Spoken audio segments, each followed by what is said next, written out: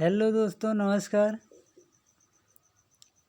आज हम हिंदी के वर्णमाला अल्फ़ाबेट के बारे में आप लोगों से चर्चा करेंगे। जो महत्वपूर्ण रूप से हिंदी के सभी परीक्षाओं में वर्णमाला की तरफ से सभी क्वेश्चन बनते हैं। तो चलो देखते हैं वर्णमाला क्या है। तो वर्णमाला को अंग्रेजी में अल्फ़ाबेट बोलते हैं। क्या बोलते हैं? अल्फ़ाबेट। वर्णमाला में सबसे पहले वर्ण क्या होता है? भाषा की सबसे छोटी इकाई ध्वनि है। इस ध्वनि को ही वर्ण कहते हैं। तो लोग क्वेश्चन में पूछते हैं, क्वेश्चन में अक्सर पूछा जाता है कि वर्ण किसे कहते हैं। तो दोस्तों, भाषा की सबसे छोटी इकाई ध्वनि है। ध्वनि को ही क्या कहते हैं? वर्ण कहते हैं। और वर्ण कहते हैं, वर्ण से ही वर्णमाला बना है। वर्णमाला का अर्थ है वर्णों के व्यवस्थित समूह को वर्णमाला कहते हैं। क्या कहते हैं? वर्णों के व्यवस्थित समूह को वर्णमाला कहते हैं। तो दोस्तों, आगे जो है मानक हिंदी वर्णमाला।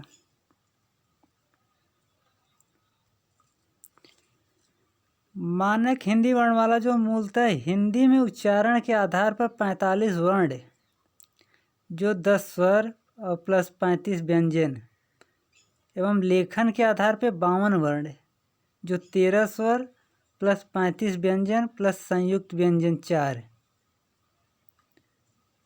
तो दोस्तों, जो मूल रूप से मानक बनाया गया है हिंदी वर्णमाला में, वो उच्चारण के आधार पे जो है 45 वर्ण मानते हैं और लेखन के आधार पे 52 वर्ण मानते हैं।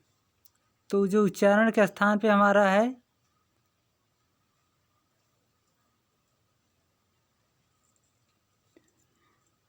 45 वर्ण, इसमें 10 स्वर और 35 व्यंजन है।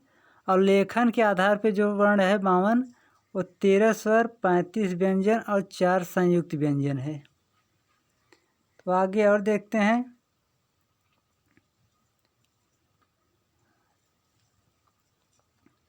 दोस्तों, स्वर में कौन कौन सा है? अ, आ, छोटी ई, बड़ी ई, छोटा ऊ, बड़ा ऊ, री, छोटा ए, बड़ा ए, छोटा ओ, बड़ा ओ, अंग और अ, ये स्वर होते हैं, जिसमें कुल 10 उच्चारण के स्थान से उच्चारण के आधार पे जो स्वर माना गया है वो 10 है। और लेखन के आधार पे जो माना गया है वो 13 स्वर है। तो 13 स्वर, जो 10 स्वर है वो उच्चारण का स्थान पे अ, आ, ई, उ, ये 6 इधर हुआ और 4 ए है, ये ऐ ओ औ। और जो लेखन के आधार पे जो 52 वर्ण होते हैं, 52 वर्णों में जो स्वर 13 होता है, उसमें ये सभी स्वर जो है री और अंग और अ, ये 13 कुल जो है लेखन के आधार पे। किसके आधार पे? लेखन के आधार पे। और व्यंजन जो होता है, व्यंजन में 5 वर्ग होते हैं। क वर्ग में क, ख, ग, घ, अंग। च वर्ग में च, छ, ज, झ, ञ।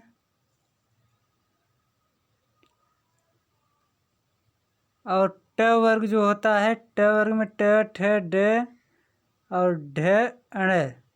और ये दो जो है अंग और ढ जो है,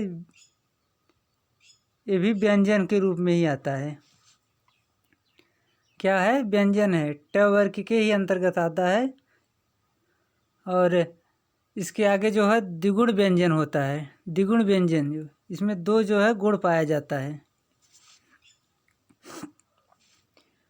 जो ये ट वर्ग का जो 2 है, ये दुगुण व्यंजन है। क्या है? द्वितत्व, जिसे कहते हैं द्वितत्व। इसमें द्वितत्व का मानक पाया जाता है। और नेक्स्ट जो है त वर्ग जो है, त वर्ग में त, थ, द, ध, न। प वर्ग प, फ, ब, भ, म। और इसमें अंतस्थ व्यंजन य, र, ल, व। और उसमें व्यंजन होता है 4 स, ख, स, है। ये जो है मिस प्रिंटिंग है, इसको स मान। तो दोस्तों पांचों वर्ग का जो है क, च, जो क है,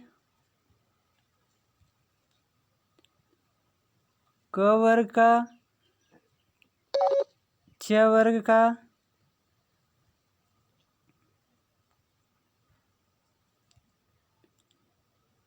सॉरी बैटरी लाइट की वजह से बैटरी प्रॉब्लम है।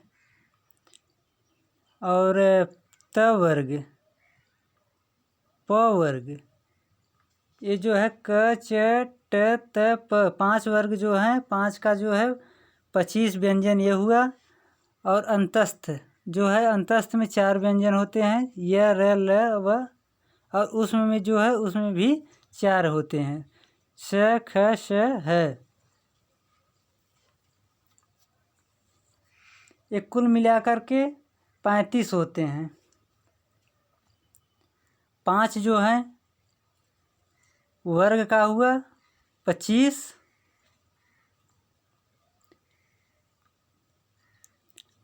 क वर्ग का 5, ट वर्ग का, त वर्ग का, प वर्ग का और च वर्ग का। ये 5 जो है वर्ग है, पाँचों का 5 5 25 ये हो गया। और अंतस्थ का 4 और उष्म का 4। ये टोटल कुल कितना हुआ 33। हमारा कितना हुआ 33 हुआ। ये 33 व्यंजन। और जो द्विगुण व्यंजन 2 है, 33 ये हुआ और 2 जो है द्विगुण व्यंजन, ये हमारा हो गया कितना 35 हो गया। टोटल कितना हुआ 35 हुआ। जो कि 35 जो है लेखन के आधार पर और चाहे उच्चारण के आधार पे, ये हमारा पांचों जो है वर्ग का। और जो 2 है व्यंजन जो है द्विगुण तत्व का है और एक अंतस्थ, और उसमें ये सब मिला करके हमारा 35 जो व्यंजन होता है, वो चाहे उच्चारण के आधार पे हो और चाहे वो लेखन के आधार पे, ये हमारा 35 जो होता है, ये 35 मुख्य व्यंजन है। और आगे जो है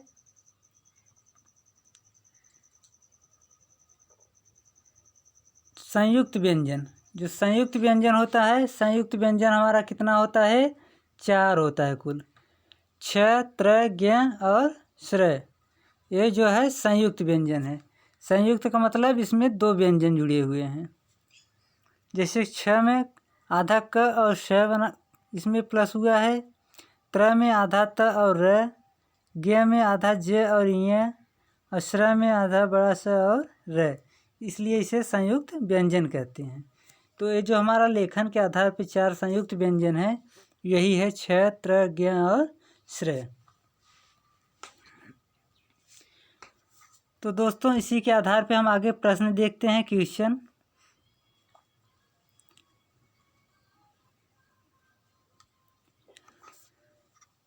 पहला क्वेश्चन हमारा जो है,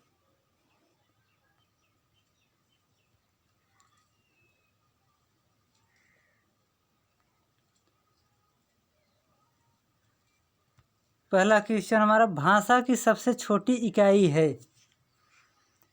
भाषा की सबसे छोटी इकाई है। ए शब्द, बी व्यंजन, सी स्वर और डी वर्ण। तो दोस्तों भाषा की सबसे छोटी इकाई, इसमें से 4 ऑप्शन में से हमको ढूंढना है। शब्द है, व्यंजन है, कि स्वर है, कि वर्ण है। तो दोस्तों भाषा की सबसे छोटी इकाई जो तो होता है वो वर्ण होता है। हमने पहले पढ़ चुका है वर्ण, जिसे ध्वनि कहते हैं, ध्वनि को ही वर्ण कहते हैं। तो भाषा की सबसे छोटी इकाई हमारा क्या है वर्ण है। नेक्स्ट क्वेश्चन दूसरा जो है, वर्णमाला किसे कहते हैं। वर्णमाला किसे कहते हैं। ए हुआ हमारा शब्द समूह को, बी वर्णों के संकलन को, सी शब्द गणना को, डी वर्णों के व्यवस्थित समूह को। तो दोस्तों इसमें जो है वर्णमाला पूछा है कि वर्णमाला किसे कहते हैं। तो वर्णमाला जो है वर्णों के व्यवस्थित समूह को ही वर्णमाला कहते हैं। वर्णमाला की परिभाषा यही था ना कि वर्णों के व्यवस्थित समूह को ही वर्णमाला कहते हैं। तो हमारा डी आंसर सही होगा। नेक्स्ट क्वेश्चन तीसरा जो हमारे स्क्रीन पे दिखाई दे रहा है, निम्न में से कंठ ध्वनियाँ कौन सी है। इसमें कंठ ध्वनियाँ पूछा गया है। कंठ ध्वनियाँ कौन सी है। ए क ख, बी य र, सी च छ, च ज और डी ट ण।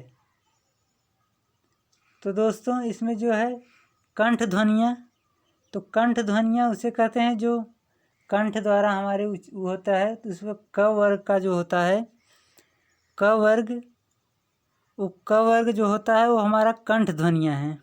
कौन सी ध्वनियाँ हैं। कंठ ध्वनियाँ हैं। तो हमारा आंसर जो इसका होगा सही कौन सा होगा। ए सही होगा, क और ख।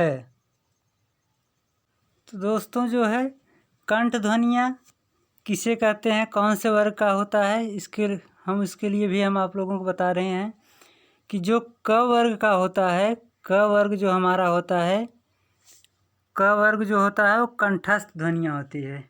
कंठ ध्वनियाँ क्या होता है, कंठ ध्वनियाँ।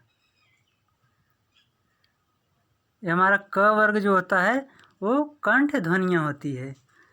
और जो ख वर्ग होता है हमारा, च वर्ग,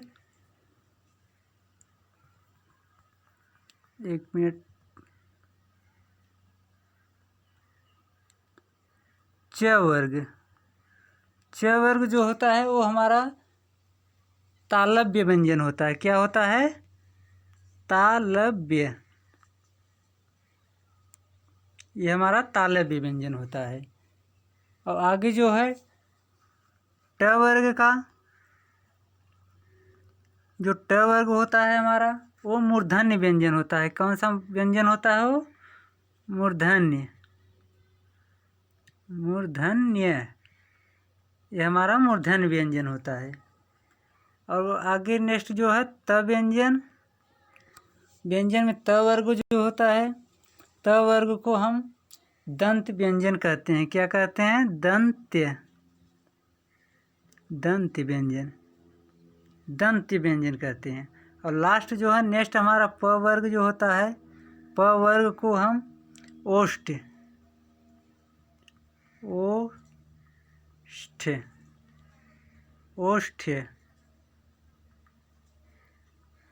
व्यंजन कहते हैं। तो हमारा जो पांचों वर्ग है, क वर्ग कंठ व्यंजन, च वर्ग तालव्य व्यंजन, ट वर्ग मूर्धन्य व्यंजन, त वर्ग दंत व्यंजन और प वर्ग ओष्ठ व्यंजन होता है। तो नेक्स्ट जो है हम अगला क्वेश्चन देखते हैं। स्थान के आधार पर बताइए कि मूर्धन्य व्यंजन कौन से हैं। इसका ऑप्शन देखिए, ए ग घ, बी ज झ, सी ड ढ और डी प फ। ये जो हमारा रेलवे के एग्ज़ाम में पूछा गया है, तो इसमें पूछा क्या गया है, मूर्धन्य व्यंजन। तो मूर्धन्य व्यंजन कौन सा हमारा इसमें है, मूर्धन्य व्यंजन सी है, ड ढ, जो ट वर्ग के अंतर्गत आता है। नेक्स्ट क्वेश्चन पांचवा जो है, निम्न में से अल्प प्राण वर्ण कौन से हैं। इस वर्ण में कौन सा पूछा गया है, अल्प प्राण वर्ण कौन सा है। अ जो है अ आ, बी क ग, सी थ ध, डी फ भ। अल्प प्राण मतलब जो कम वायु के द्वारा उच्चारण होता है उसे अल्प प्राण कहते हैं। ऐसा वर्ण, ऐसा ध्वनियाँ जो कम प्राण, कम सांस के द्वारा हम बोलते हैं, जो कम एक प्रकार से माना जाए तो हम जिसे आसानी से बोल लें, जिसमें हम कम मुंह खुलें और कम जो है कि सांस को बाहर प्रकट करते हुए जो उच्चारण जो हम वर्ण को करते हैं, बोलते हैं, ध्वनियाँ निकालते हैं, उसे ही हम क्या कहते हैं? अल्प प्राण कहते हैं। तो इसमें से पूछा गया है कि हमारा अल्प प्राण जो है अल्प वर्ण कौन है? तो हमारा जो है क और ग, ये हमारा क्या है?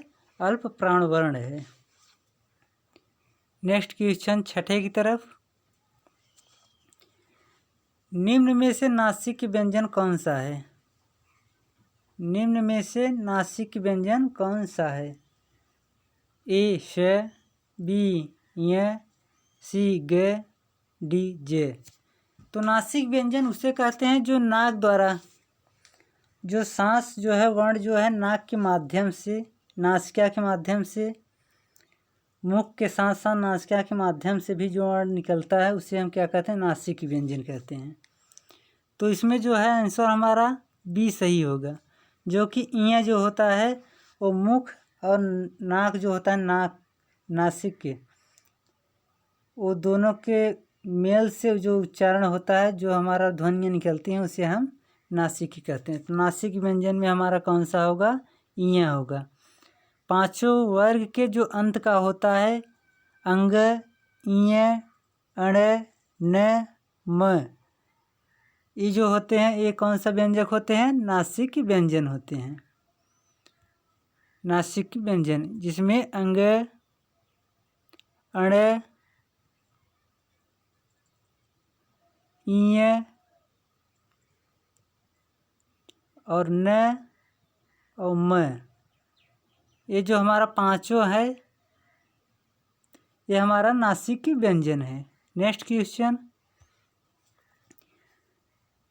छोटा ए बड़ा ए वर्ण क्या कहलाते हैं? ये ए जो है ये वर्ण क्या कहलाते हैं? ए नासिक, बी मूर्धन्य, सी ओष्ठ, डी कंठ तालव्य।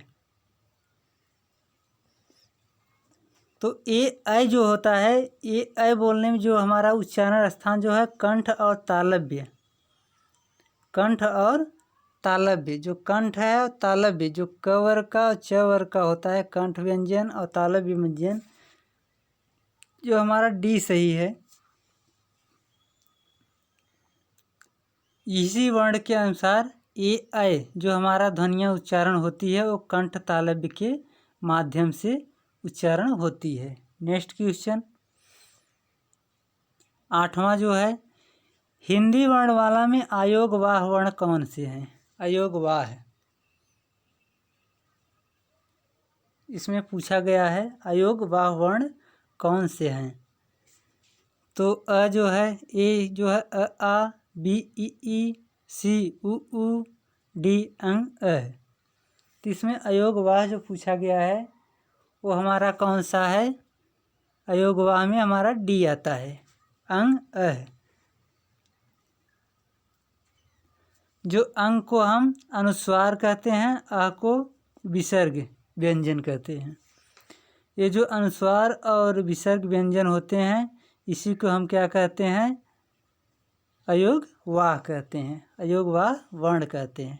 नेक्स्ट क्वेश्चन 9वें की तरफ।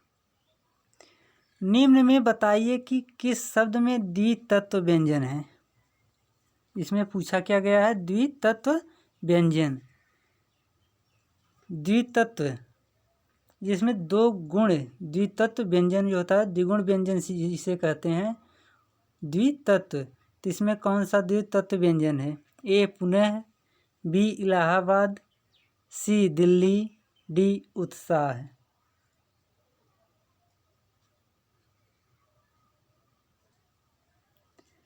तो दोस्तों इसमें जो द्वितत्व व्यंजन हमारा है वो हमारा सी है। कौन सा है? सी, दिल्ली। नेक्स्ट क्वेश्चन की तरफ चलते हैं हम। श ख श है कौन से व्यंजन कहलाते हैं? इसके पहले हमने पढ़ चुका है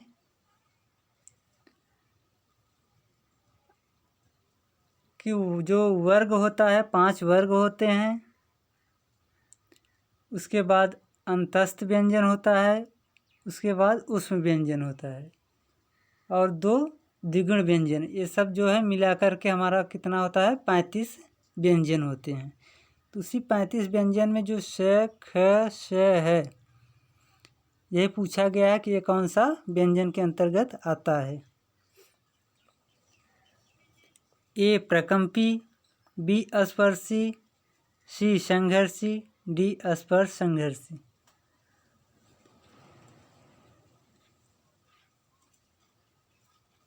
तो इसमें जो है हमारा आंसर जो होगा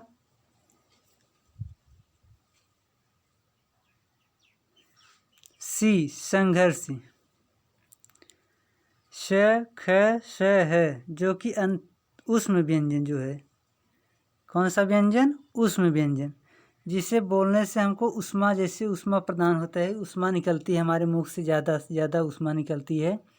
श ख श है ये जो है कि ऊष्म व्यंजन है। कौन सा व्यंजन? ऊष्म व्यंजन। ऊष्म व्यंजन को हम संघर्षी कहते हैं, संघर्ष व्यंजन। Next question.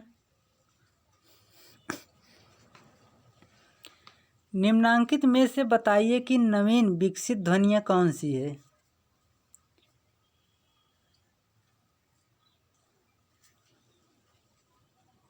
ए ख ग, बी उ ऊ, सी आई औ, डी श श।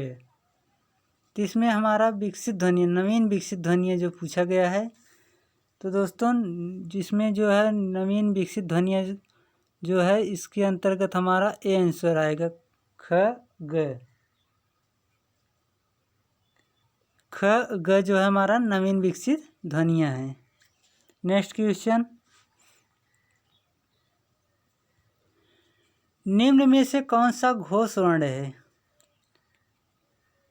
ए ख, बी च, सी म, डी ठ।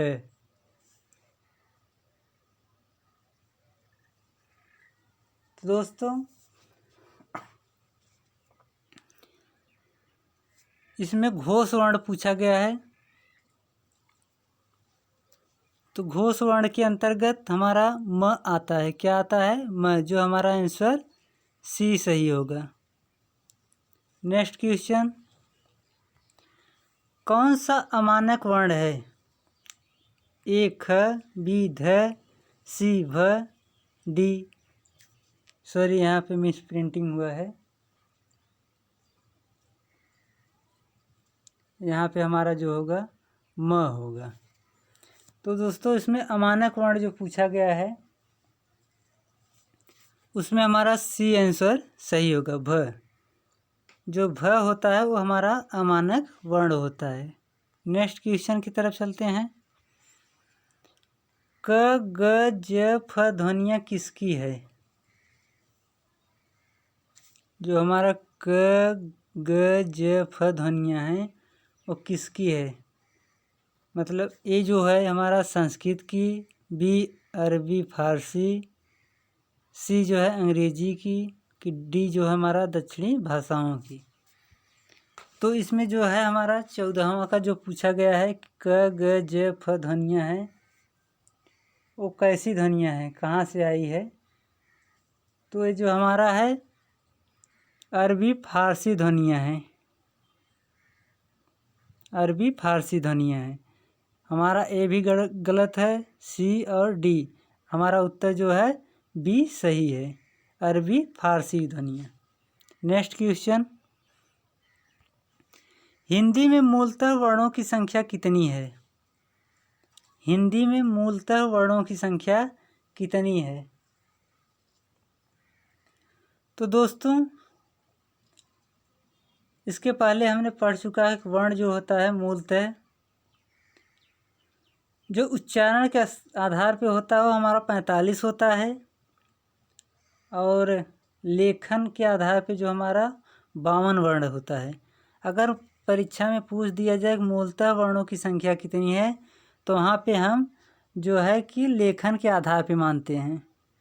किसके आधार पे? लेखन के आधार पे। तो लेखन के आधार पे हमारे जो है वर्णों की संख्या कितनी है? 52 है। तो हमारा आंसर सी सही होगा। नेक्स्ट क्वेश्चन, छह ध्वनि जो है किसके अंतर्गत आती है? ए मूल स्वर, बी घोष वर्ण, सी संयुक्त वर्ण, डी तालव्य वर्ण।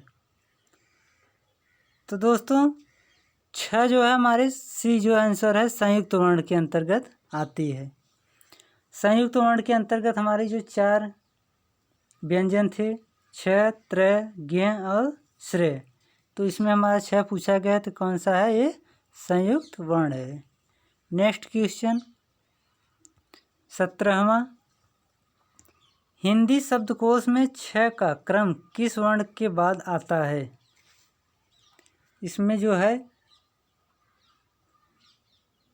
6 छतरी जो है इसका क्रम पूछा गया है कि किस वर्ण के बाद आता है। तो ए दिया है क, बी छ, सी त्र, डी ज्ञ।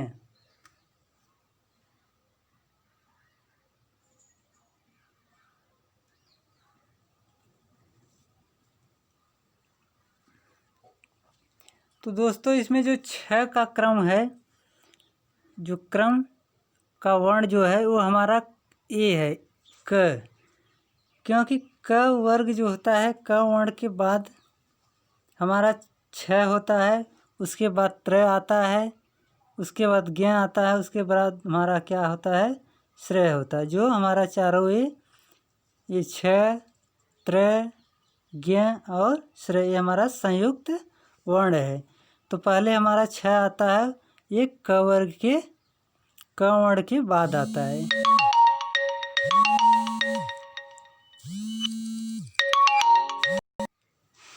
तो दोस्तों नेक्स्ट क्वेश्चन हम 18 की तरफ चलते हैं। ज्ञ वर्ण किन वर्णों के संयोग से बना है? जो हमारा ज्ञ वर्ण है, जो संयुक्त वर्ण के अंतर्गत आता है, संयुक्त व्यंजन के, तो ज्ञ वर्ण किन वर्णों के संयोग से बना है? ए हमारा ज प्लस ञ, बी आधा ज प्लस ञ, सी ज प्लस ध, डी आधा ज प्लस न्य। तो दोस्तों ज्ञ जो हमारा होता है वो आधा ज और सी ञ जो है आधा ज प्लस ञ के मेल से संयोग से हमारा ये ज्ञ वर्ण बनता है। तो पूछा गया है इसमें ज्ञ वर्ण किन वर्णों के संयोग से बना है? तो हमारा बी आंसर आधा ज और ञ के व्यंजन से। नेक्स्ट क्वेश्चन 19 की तरफ, अघोष वर्ण कौन सा है? ए अ, बी ज, सी है, डी स। तो इसमें अघोष वर्ण पूछा गया है।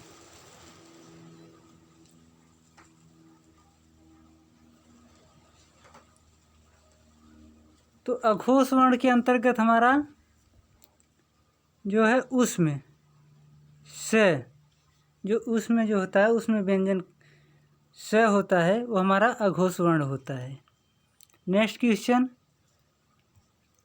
घ का उच्चारण स्थान कौन सा है?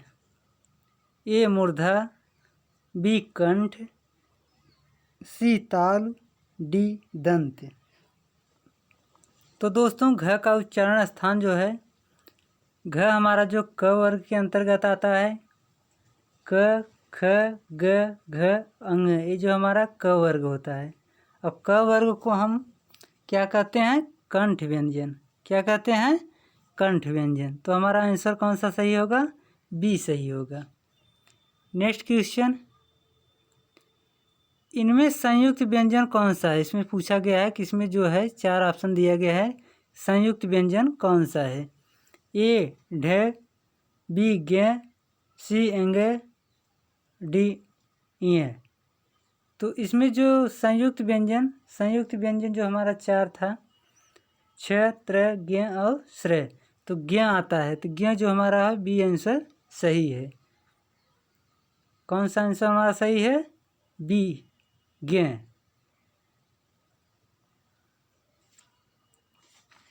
तो चलते हैं नेक्स्ट क्वेश्चन की तरफ। निम्नलिखित में से कौन सा वर्ण उच्चारण की दृष्टि से दंत नहीं है? इसमें पूछा गया है कि जो उच्चारण की दृष्टि से दंत नहीं है। दंत का मतलब हमारा त वर्ग, जो त वर्ग आता है, त वर्ग के अंतर्गत दंत व्यंजन से कहते हैं। इसमें कौन सा नहीं है, नहीं पूछा गया है। तो त वर्ग के अंतर्गत त आता है, त, थ, द, ध, न। ये हमारा दंत व्यंजन के अंतर्गत आता है उच्चारण जो है। लेकिन जो हमारा डी आंसर है ट, ये हमारा जो है दंत व्यंजन जो है, दंत उच्चारण का जो दंत व्यंजन है उसके अंतर्गत ये हमारा नहीं आता है। तो इसमें नहीं पूछा गया है, तो हमारा डी आंसर सही है, बाकी तीनों गलत हैं। नेक्स्ट क्वेश्चन की तरफ चलते हैं हम। जिन शब्दों के अंत में अ आता है उन्हें क्या कहते हैं? ए अनुस्वार, बी अयोगवाह, सी अंतस्थ, डी अकारांत। तो दोस्तों, जिन शब्दों के अंत में अ आता है उन्हें हम क्या कहते हैं? अकारांत कहते हैं। क्या कहते हैं? अकारांत। अकारांत के अंतर्गत किसी भी शब्द के अंत में हमारा अ आता है, कोई मात्रा नहीं होता है। जो हमारा सिर्फ मात्रा, विदाउट मात्रा के अंतर्गत जो हमारा शब्द आए, जिसके अंतर्गत जिसके अंत में अ आता हो, वो हमारा अकारांत आता है। अकारांत उसे कहते हैं। क्या कहते हैं? अकारांत कहते हैं। Next question. 6 जो है वर्ण किसके योग से बना है? जो 6 छत्री जो है, जो संयुक्त वर्ण है, संयुक्त व्यंजन, जो संयुक्त व्यंजन के अंतर्गत आता है, इसमें पूछा गया है कि ये किसके योग से बना है। कि ये जो है आधा क से, बी आधा क प्लस च, सी आधा क प्लस 6 और डी जो है आधा क प्लस बड़ा श। तो इसका योग जो पूछा गया है कि किसके योग से बना है, तो हमारा जो आंसर इसका होगा पहला होगा। आधा क और खटकोण वाला ख जो होता है, इसके मेल से हमारा 6 बनता है। तो हमारा आंसर कौन सा सही होगा? ए सही होगा। तो चलते हैं नेक्स्ट क्वेश्चन की तरफ। हिंदी वर्णमाला में स्वरों की कुल संख्या कितनी है? ऑप्शन देखते हैं हम। ए 10, बी 11, सी 12, डी 13। तो इसमें जो पूछा गया है,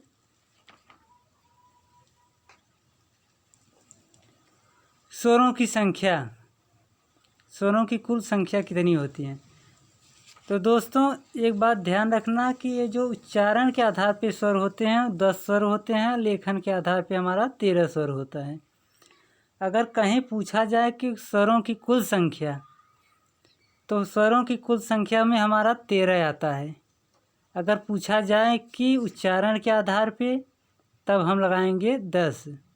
अगर विदाउट न उच्चारण दिया हो न लेखन दिया हो, सीधा पूछ लिया जाए आपसे स्वरों की कुल संख्या कितनी है हिंदी वर्णमाला में, तो हम क्या लगाएंगे? 13 लगाएंगे। जो हमारा आंसर कौन सा सही है? डी सही है। तो नेक्स्ट क्वेश्चन की तरफ चलते हैं हम 26 नंबर पे। निम्नलिखित में कौन स्वर नहीं है? इसमें नहीं पूछा गया है। तो हमारा जो है ए ऑप्शन अ, बी उ, सी ए, डी ई। तो हमारा स्वर के अंतर्गत जो आता है वो हमारा अ भी आता है, उ आता है और ए आता है। और जो है इसमें पूछा गया है कि कौन सा स्वर नहीं है, तो हमारा जो है इसमें से पूछा गया हमारा ई जो है ये व्यंजन है।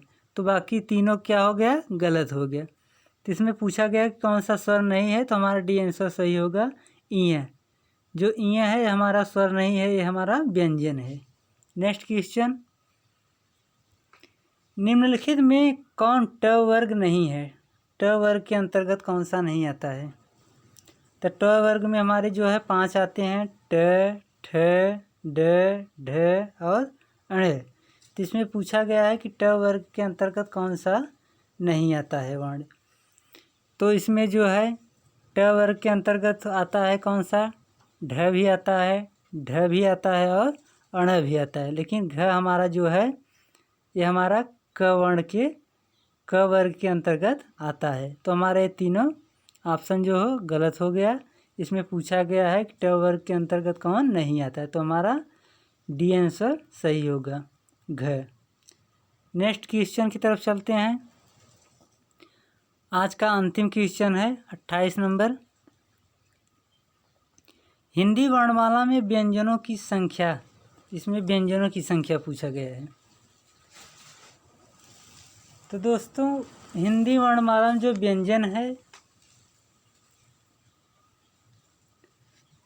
अगर हिंदी वर्णमाला में व्यंजनों की संख्या सिर्फ पूछा जाए तो हमारा सी आंसर निकल के आता है 33।